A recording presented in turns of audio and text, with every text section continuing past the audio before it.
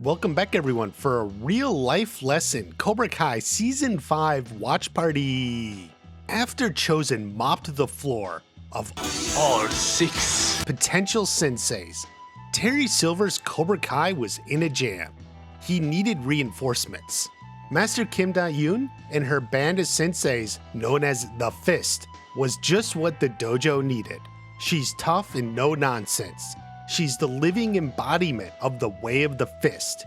Even when she's relaxing, having a drink, she looks like she's ready to kick some ass. Now, I previously said in my Season 5 review that I felt Sensei Kim was a little one note. She's tough, no nonsense, but then that's all. She has a deep family connection to the origin of the way of the fist and Cobra Kai, but that's never really explored in depth. A topic for another season, no doubt. However, she does have one particularly good lesson that I want to point out. It's in Episode 7, Bad Eggs.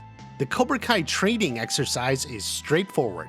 2 fighters will take on a single superior fighter in a tournament style. The goal is to score a point, as per standard tournament rules. Because the students are outmatched, they need to hatch a plan. That means one has to be the leader and the other has to be the follower. While you can argue a little bit about the practicality of the lesson, I like it. In short order, you see many different scenarios of leaders and followers.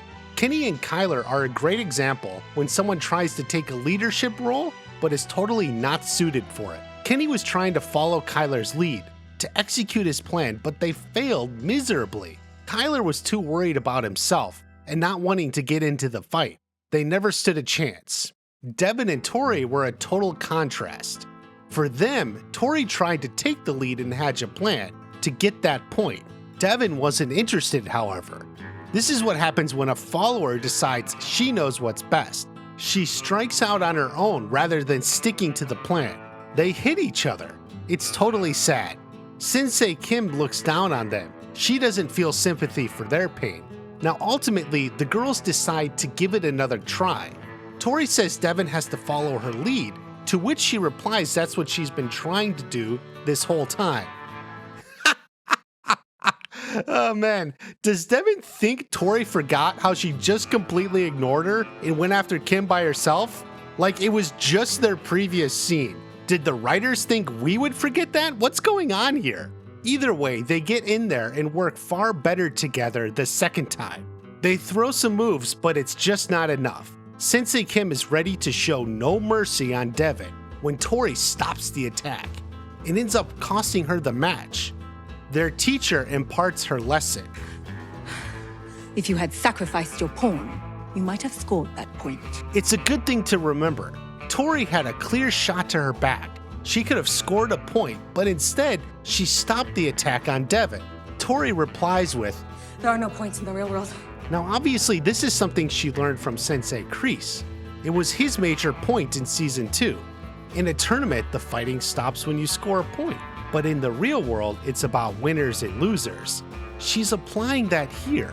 She wants to protect Devin and sees it as her duty as the leader of them. Except it cost her the win. As Sensei Kim aptly reminds her, "There are no points in the real world, but there are in this exercise. So you lose." Yeah, the goal of the lesson is to score a point. In the real world, you seek to win by whatever rules or definition you are currently fighting under. This is actually in line with what Kreese said. He said the fighting stops when you score a point. He didn't say the points don't matter in a tournament. Plus, it's a team exercise. That means if Tori wins, then Devin wins as well. So as a leader, Tori should have gone for the win because then they both are winners. This is demonstrated immediately in the following fight with Kenny and Kyler. Kenny literally pushes Kyler into the fray. He uses the distraction to score a point. Kyler may be pissed, but they did win. It worked.